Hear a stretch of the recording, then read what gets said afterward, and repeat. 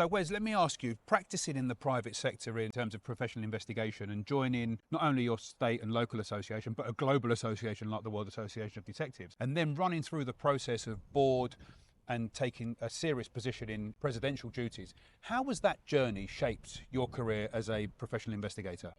Well, you know, your state or your local or even your country association, you really make contacts, kind of within your designated area, and you learn, the basics of your business. That's really where, and the legality of what you can and can't do. But really, when you start coming to W.A.D, we put such a focus on the social interaction and making connections. And, and it's not necessarily just for the swap of business, but it's also so that when you have a case, and in this modern world, more and more cases, they, cross state lines, country lines, continents, where there may be a witness or a client in different areas.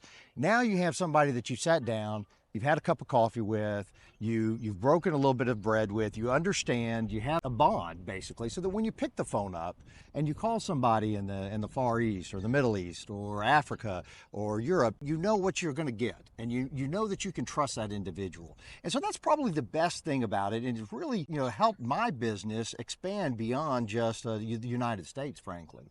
And it's these type of relationships, they're not stagnant. You don't have one case in South Korea and it ends. You begin to develop a relationship, and that business comes back and forth. So it's not just swapping business, it's really investing in yourself into a partnership with people that are all around the globe that do what you do in their neck of the woods. Fantastic. Developing private and business relationships with other professionals globally. That's right.